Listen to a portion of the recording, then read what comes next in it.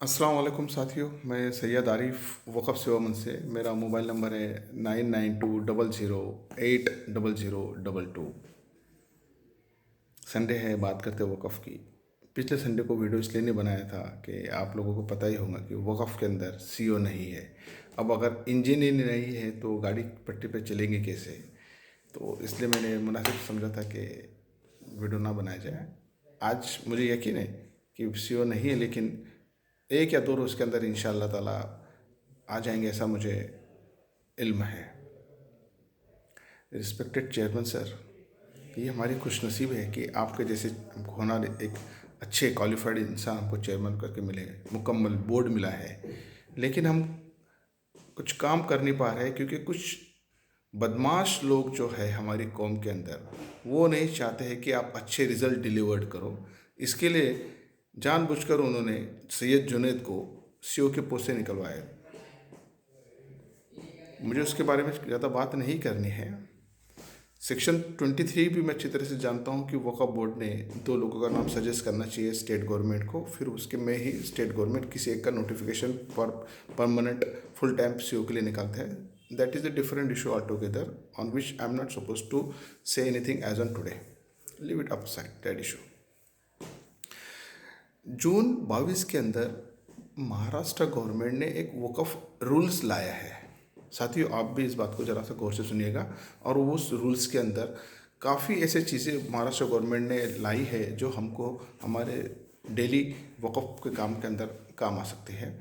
उसमें एक particular CO के बारे में भी महाराष्ट्र गवर्नमेंट ने स्पेसिफाई कर दिया है कि कोई सीनियर ऑफिसर अगर उनके पास में है, उस सीनियर ऑफिसर को वो सीओ बनाकर वक्फ बोर्ड में अपॉइंट कर सकती है। Respected chairman sir, Syed Junaid एक अच्छा इंसान था, जहाँ तक मेरा अपना नॉलेज है। यकीनन मैं उनसे मिला नहीं था, लेकिन मेरे पास में नॉलेज है, इन्फॉर्मेशन है कि वो एक अच्छे इंसान थे, अच्छा रिजल्ट डिलीवर्ड कर रहे थे। तो आपसे गुजारिश है, जब तक कि आप कोई परमानेंट आपके पास में सीओ नहीं लाते हैं, सैयद जुनैद को आप अपॉइंट करवा लीजिएगा। क्योंकि जो पुरानी हमारी प्रिंसिपल सेक्रेटरी थी मोहतरम जयश्री चटर्जी, 30 सितंबर को चली गई।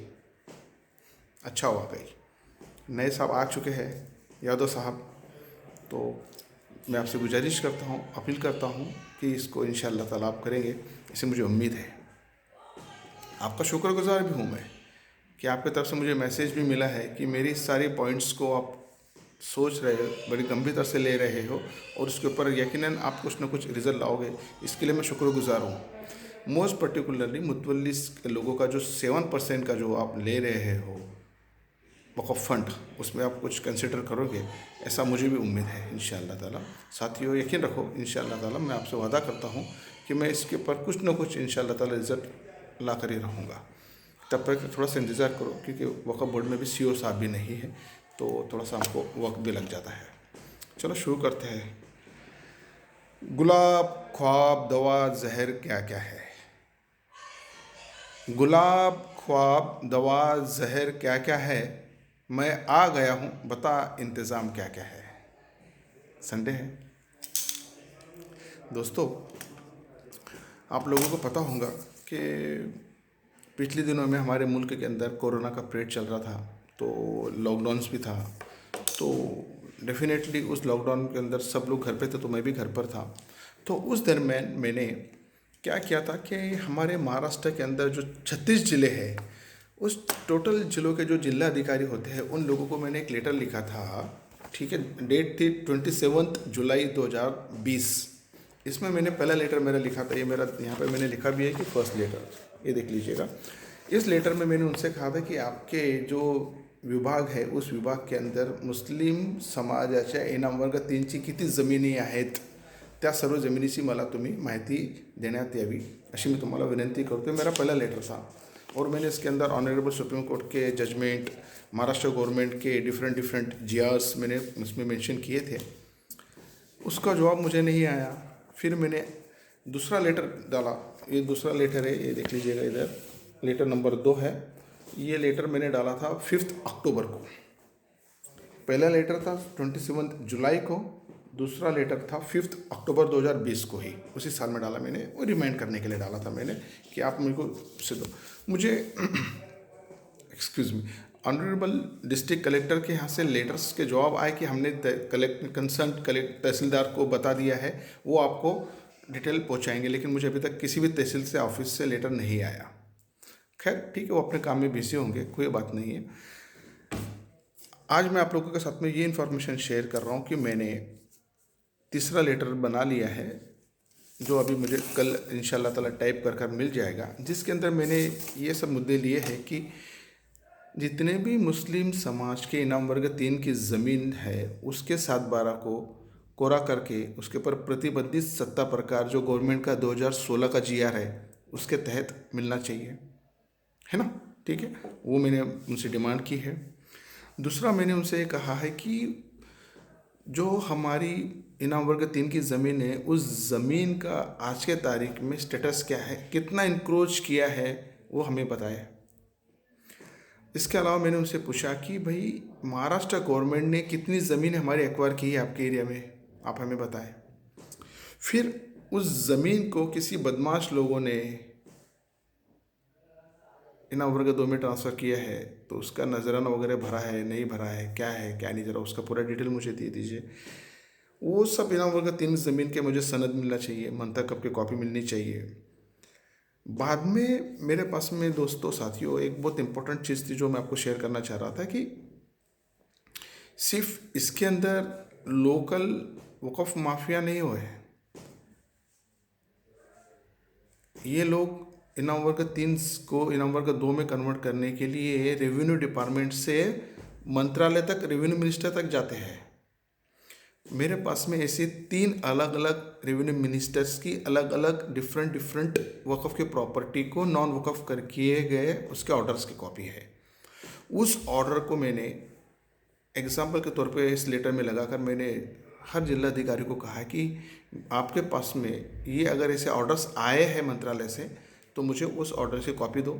और सिमिलरली मैंने इसी लेटर में मैंने रेवेन्यू मिनिस्टर्स से भी कहा है कि आपके पास में जितने रेवेन्यू सेक्रेटरी से कहा कि आपके डिपार्टमेंट में जितने भी ऐसे ऑर्डर्स निकले हैं उस सब ऑर्डर से मुझे कॉपी दीजिए, क्योंकि ये ऑर्डर को चैलेंज करना बहुत ज़रूरी है। सेक्शन 112 के तहत सब के सब रिपील्ड हो चुके हैं, आपको पता है, किसी के पास में कोई अधिकार नहीं था, तो ये सब गलत काम हुआ है। इसको बात में दोस्तों ये लेटर मुझे इंशाल्लाह ताला कल मिल जाएगा, तो मैं इसको यकीनन सब पोस्ट करूँगा मेल से। मुझे पता है, मुझे फ़ख्र भी है कि आप मेरे जैसे जो दोस्त हैं, मेरे सहकारी है, ये लोग भी अपने अपने एरिया के अंदर काम कर रहे हैं वक़्फ़ के अंदर। मुझे इससे में बहुत खुशी होती है, बहुत कांटेक्ट करते रहते हैं मुझे। तो ये लेटर अगर आप लोगों को भी अगर चाहिए, ठीक है, मेरे नाम से रहेगा, क्योंकि मेरे इसके पहले भी लेटर्स गए हैं, तो ये लेटर भी मेरे नाम से रहेगा। लेकिन अगर आप चाहते हैं कि आपको मेरे लेटर के ऊपर काम करके कुछ आपके एरिया की डिटेल निकल जाती है, तो आप ये लेटर की कॉपी मुझसे मंगवा लिए, मैं आपको भेज दूँगा। आप अपने लोकल तहसीलदार के अंदर या कलेक्टर ऑफिस में उसको सबमिट कर दीजिएगा और एक्नॉलेजमेंट कॉपी मुझे दे, क्योंकि मैं इसके बाद में मुझे पता है कि मुझे यहाँ से कुछ मिलना नहीं है, मैं सीधा हाईकोर्ट जाके रीट पिटीशन फाइल करने वाला हूँ। ठीक है, ये मेरी रीट पिटीशन की तैयारी है दोस्तों। तो मैं आपसे गुजारिश करता हूँ कि आप लोग भी अगर मुझे थोड़ा सा सहकार्य करें तो मेहरबानी होगी। अदरवाइज़ तो मैं सब डिस्ट्रिक्ट कलेक्टर से, विभागीय अधिकारी है, रेवेन्यू मिनिस्टर्स है, रेवेन्यू सेक्रेटरीज़ है, बाद में कंसर्न्स जितने भी ऑफिसर्स हैं उन सबको मैं मेल से डेफिनेटली भेजने वाला हूँ। और उसके बाद में फिर जो मेरी लीगल लड़ाई है वो तो मैं इंशाल्लाह ताला शुरू करूँगा। इसके लिए मैं आप लोगों से आज ये बात अपील करने आया था कि ये छोटी सी चीज़ है, इसमें मुझे आपकी ज़रूरत है। मुझे यकीन है कि आप लोगों ने ये उठा लिया है पेन। मुझे अपने संविधान के ऊपर पूरा भरोसा है। यकीनन थोड़ा सा वक्त लगेगा, लेकिन कामयाबी हमारी है इंशाल्लाह ताला दोस्तों। मैं ऐसा अल्लाह से पूरा भरोसा करता हूँ। एक और चीज़ कहना चाहूँगा, मेरी गलतियाँ तो मशहूर है इस ज़माने में, मेरी गलतियाँ तो मशहूर है ज़माने में, फ़िक्र वो करे जिनके गुनाह अब तक पर्दे में है।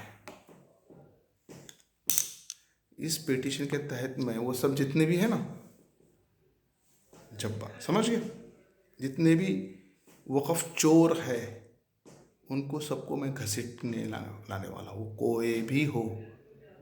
मैं फिर कह रहा हूँ, वो कोई भी हो, मुझे उससे कुछ लेना देना नहीं, उसका मेरा पर्सनल कोई झगड़ा नहीं है। वक़्फ़ की ज़मीन के साथ में अगर किसी ने भी खिलवाड़ की है, he has to face the consequences. साथियों, मैं इतना बोलते हुए आप लोगों से विदा लेता हूँ और आप लोगों से गुजारिश करता हूँ कि आप अपनी फैमिली का ख्याल रखें, आप अपने लिए, अपनी फैमिली के लिए दुआ करें, दुआ में मुझे भी याद रखें। फ़ी अमानिल्लाह, do take care of yourself. अल्लाह हाफ़िज़।